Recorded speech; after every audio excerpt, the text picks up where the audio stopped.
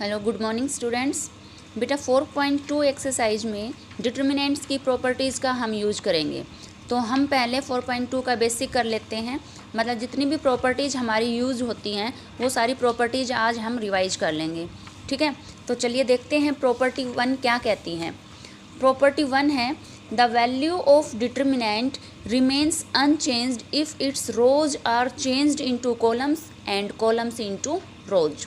मतलब आपको कोई एक मैट्रिक्स गिवन है, अगर हम इसकी सभी रोज को कॉलम्स बना दें और सभी कॉलम्स को रो बना दें, मतलब यहाँ पे हमारी फर्स्ट रो है A1 B1 C1, तो ये हमने पहला कॉलम बना दिया, सेकंड रो को सेकंड कॉलम और थर्ड रो को थर्ड कॉलम बना दिया। तो इस तरीके से हमने क्या कर दिया, गिवन मैट्रिक्स का ट्रांसपोज कर दिया।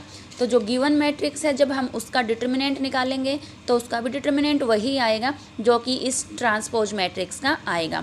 तो मतलब फर्स्ट प्रॉपर्टी हमारी हो गई कि किसी मैट्रिक्स का और उस मैट्रिक्स के ट्रांसपोज का अगर आप डिटर्मिनेंट निकालते हो तो ये क्या है, जो ये ट्राइंगल बनी हुई बेटा, जो ये डेल्टा बना हुआ है, ये इस मैट्रिक्स के डिटर्मिनेंट को रिप्रेजेंट कर रहा है।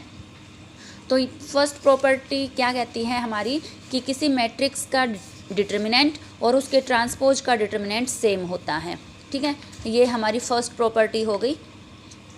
सेकंड प्रॉपर्टी है इफ़ एनी टू रोज और any two columns of a determinant are interchanged then the sign of the determinant is changed.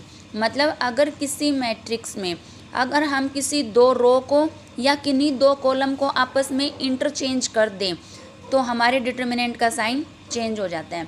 जैसे हमें ये मैट्रिक्स दे रखी है, ये A1 A2 A3 इस तरीके से है। इसमें हमने क्या किया, फर्स्ट रो को सेकंड बना दिया और सेकंड को फर्स्ट बना दिया, ये कर दी दोनों यहाँ पे इंटरचेंज। तो जो इसका डिटर्मिनेंट आएगा और जो नई जो हमने चेंज करने के बाद जो बी मैट्रिक्स हमने यहाँ पे बनाई है, दोनों का जब हम डिटर्मिनेंट निकालेंगे तो चेंज हुई मैट्रिक्स का डिटर्मिनेंट में माइनस आ जाएगा।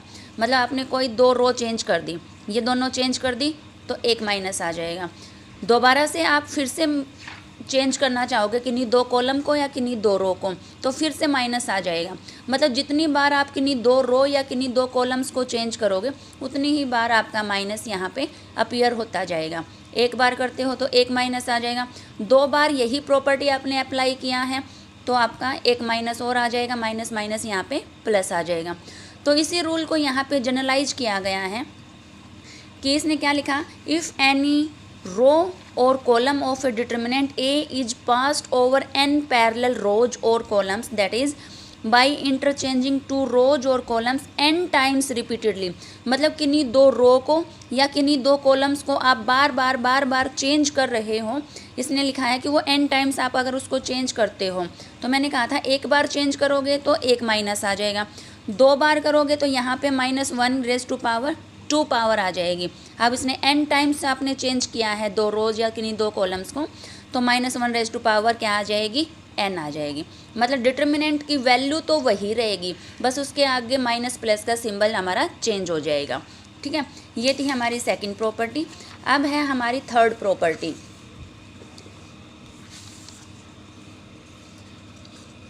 थर्ड प्रॉपर्टी है हमारी इफ़ एनी टू रोज और टू कॉलम्स आर आइडेंटिकल।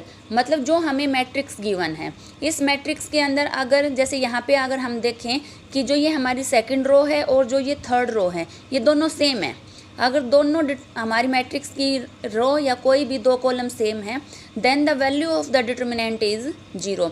कोई भी दो रो या कोई भी दो कॉलम अगर सेम हो जाएंगे तो डिटर्मिनेंट सीधा हम क्या लिख देंगे, 0 लिख देंगे। ठीक है, जब हम इसका डिटर्मिनेंट निकालेंगे तो वो 0 आएगा। ये थर्ड प्रॉपर्टी थी। नेक्स्ट है हमारी fourth property, if each element in a row और column of a determinant is multiplied some constant के।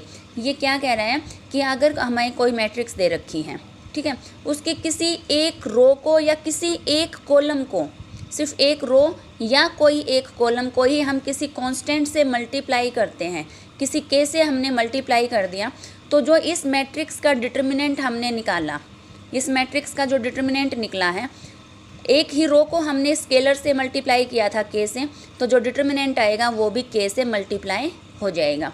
यही इसने लिखा है, if each element in a row और column of a determinant is multiplied by some constant k, किसी एक row को, ए रो और कॉलम, एक रो को या एक कॉलम को के से मल्टीप्लाई करोगे, then the value of determinant is k times the value of original determinant. एक रो को या एक कॉलम को किसी स्केलर से मल्टीप्लाई कर दोगे तो जो पहले डिटर्मिनेंट आया था डिटर्मिनेंट वही आएगा, बस वो क्या हो जाएगा, एक रो को हमने के से मल्टीप्लाई किया था तो जो हमारा पुराना डिटर्मिनेंट था वो भी के से मल्टीप्लाई हो जाएगा। ठीक है, एक रो को आपने के से मल्टीप्लाई किया तो डिटर्मिनेंट के से मल्टीप्लाई हो गया। 2 से मल्टीप्लाई करोगे, इसने आगे इसी को जनरलाइज किया है कि किसी मैट्रिक्स को आपने के से मल्टीप्लाई कर लो, पहले मैट्रिक्स को, पहले पूरी मैट्रिक्स को के से मल्टीप्लाई कर लो। मैट्रिक्स को हम किसी स्केलर से कैसे मल्टीप्लाई करते थे, हम मल्टीप्लाई करते थे, पूरी मैट्रिक्स हमने ली और उस मैट्रिक्स के हर एलिमेंट को उस नंबर से मल्टीप्लाई कर देते थे, तो मैट्रिक्स का इस तरीके से मल्टीप्लाई होता था किसी स्केलर से। ठीक है, पूरी मैट्रिक्स को हमने के से मल्टीप्लाई कर दिया, मतलब मैट्रिक्स का हर एलिमेंट के से मल्टीप्लाई हो गया। मल्टीप्लाई करने के बाद हमने निकाल दिया उसका डिटर्मिनेंट, वो किसके इक्वल आएगा। अब यहाँ पे सिर्फ जो मैट्रिक्स थी हमारी, जो गिवन मैट्रिक्स है उसका डिटर्मिनेंट निकाल दो और जिस नंबर से आपने उस मैट्रिक्स को मल्टीप्लाई किया था वो जो नंबर था वो इस डिटर्मिनेंट से बाहर आ जाएगा और उसकी पावर वो आएगी जो हमारी मैट्रिक्स की ऑर्डर थी। मतलब अगर आपकी जो ये मैट्रिक्स ए है इसका ऑर्डर है यहाँ पे 3, फिर आपने इस ए मैट्रिक्स को हमने 5 से जैसे मल्टीप्लाई कर दिया, मैंने यहाँ पे इस पूरी मैट्रिक्स को आपने 5 से मल्टीप्लाई किया तो इस मैट्रिक्स का जो हर एलिमेंट है वो 5 से मल्टीप्लाई हो गया।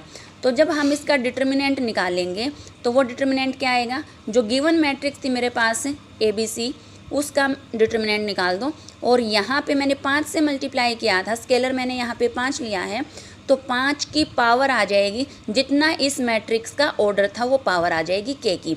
तो ये ऑर्डर था इसका यहाँ पे 3, तो उस नंबर की, उस कांस्टेंट की वैल्यू आ जाएगी, पावर आएगी यहाँ पे 3 और डिटर्मिनेंट ऑफ ए मल्टीप्लाई में रह जाएगा। समझ में आया, मतलब आप किसी 3x3 वाली स्क्वायर मैट्रिक्स को अगर 5 से मल्टीप्लाई कर रहे हो तो एलिमेंट तो सारे ही मल्टीप्लाई हो जाएंगे। फिर उस 5 से मल्टीप्लाई होने वाली मैट्रिक्स का जब आप यहाँ पे डिटर्मिनेंट निकालोगे तो जो ओरिजिनल मैट्रिक्स आपको ए दे रखी थी वो डिटर्मिनेंट आ जाएगा और 5 की पावर उस मैट्रिक्स का ऑर्डर आ जाएगा। ठीक है, ये है आपकी। फिर क्या है, अगर किसी मैट्रिक्स को आपने माइनस से मल्टीप्लाई कर दिया, पहले मैट्रिक्स ली कोई ए, जैसे यहाँ पे ए मैट्रिक्स है, उसको आपने माइनस से मल्टीप्लाई कर दिया, ठीक है, तो सारे एलिमेंट माइनस से मल्टीप्लाई हो गए। फिर आपने उसका डिटर्मिनेंट लिया तो ये डिटर्मिनेंट इक्वल आ जाएगा, वही रूल है जो यहाँ पे के वाला रूल था। यहाँ पे डिटर्मिनेंट ऑफ ए रहेगा सेम और मल्टीप्लाई में अब जो ये माइनस है यहाँ पे इसको हम कह सकते हैं -1, मतलब -1 से आपने पूरी मैट्रिक्स को मल्टीप्लाई कर दिया तो के की जगह क्या आ गया यहाँ पे -1 और -1 की पावर कितनी आ जाएगी, जितने ऑर्डर की हमारी ए मैट्रिक्स थी। ए मैट्रिक्स यहाँ पे 3 ऑर्डर की है तो -1⁻³ आ जाएगा। ठीक है, अब इसी की कोरोलरी है यहाँ पे, if corresponding elements of any 2 rows और columns of a determinant are proportional. देखो यहाँ जो थर्ड प्रॉपर्टी थी उसमें कहा था अगर कोई 2 या कोई 2 कॉलम, कोई 2 रो या कोई 2 कॉलम सेम हो जाए तो डिटर्मिनेंट 0 हो जाता है। ये प्रॉपर्टी उसी की कोरोलरी है। क्या कहती है यहाँ पे, अगर कोई 2 रो या कोई 2 कॉलम एक दूसरे के प्रोपोर्शनल हो जाए, प्रोपोर्शनल मतलब हमें पता है कि क्या हो जाए, वो सेम रेशो में हो जाए। जैसे यहाँ पे जो फर्स्ट रो है और जो थर्ड रो है, फर्स्ट रो को ही के से मल्टीप्लाई किया गया तो हर एक का जब हम रेशो निकालेंगे तो 1/k ही आएगा यहाँ पे। तो यहाँ पे 2 रो हमारी स्केलर मल्टीपल हैं, एक दूसरे की प्रोपोर्शनल हैं, तो यहाँ पे इसका भी डिटर्मिनेंट क्या आ जाएगा, हमारा 0 आ जाएगा। ठीक है, फिर नेक्स्ट प्रॉपर्टी है बेटा 5th प्रॉपर्टी,